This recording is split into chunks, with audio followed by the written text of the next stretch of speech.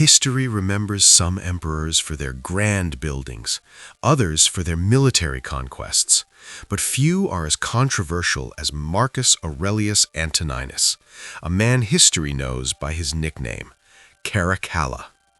He was an emperor who murdered his own brother, yet signed a decree that would change the Western world forever. This is the story of the man who made everyone Roman. He was born in 188 AD in the city of Lugdunum, far from the marble halls of Rome. His real name was Lucius Septimius Bassianus, but his father was the Emperor Septimius Severus, a powerful North African general who seized the throne.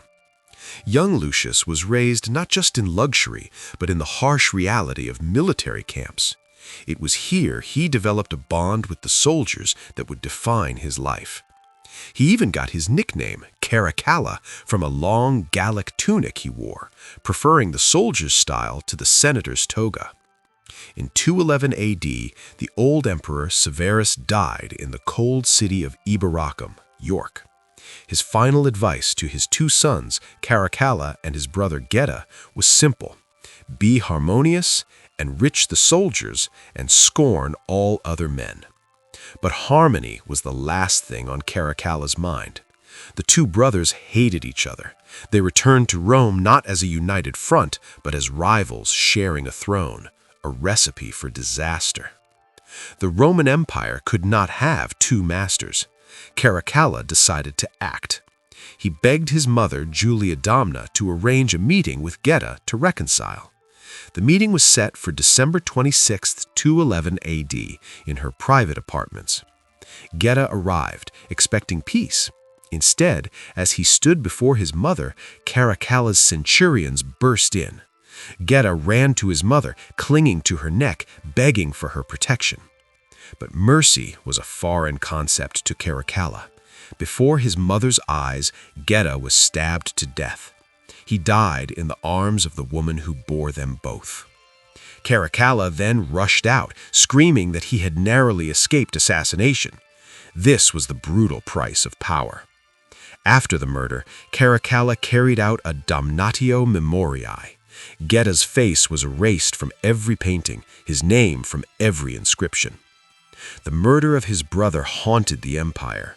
To secure his legacy, and more importantly, to fill his empty treasury, Caracalla made a bold move. In 211 AD, he issued an edict known as the Constitutio Antoniniana. It was the most radical change to Roman society since the founding of the Republic. With the stroke of a pen, Caracalla granted Roman citizenship to every single free inhabitant of the Roman Empire. Every free man, from a Gaulish farmer to a Syrian merchant, from a Greek philosopher to an Egyptian priest, was now a Roman citizen. The empire, for the first time, was truly united in name. But was it an act of generosity? Historians believe it was a tax scheme. Roman citizens paid inheritance taxes that non-citizens did not. By making everyone a citizen, Caracalla vastly expanded the tax base. He needed money to pay his beloved soldiers. In his mind, he wasn't creating equality. He was putting the entire empire on the payroll. If Caracalla had a love in his life, it was the army. He marched with them, ate the same food, and dug trenches alongside them. He was one of them. But to everyone else, he was a tyrant. He ruled through fear, suspicion, and violence, often quoting a line from a Greek play, "Let no one be safe but me, for all men are tyrants to their kings." He did, however, leave one stunning architectural legacy in Rome, the Baths of Caracalla. These were not just baths, they were leisure centers of staggering size, with libraries, gardens, and gymnasiums. It was a gift to the people, a place to forget the cruelty of their emperor, if only for a moment. But his cruelty knew no bounds. When the citizens of Alexandria heard he had murdered his brother, they mocked him with satirical plays. In response, Caracalla traveled to Egypt and invited the city's youth to a grand assembly in the main square. As they gathered, his soldiers surrounded them and slaughtered them all, massacring thousands to silence a joke.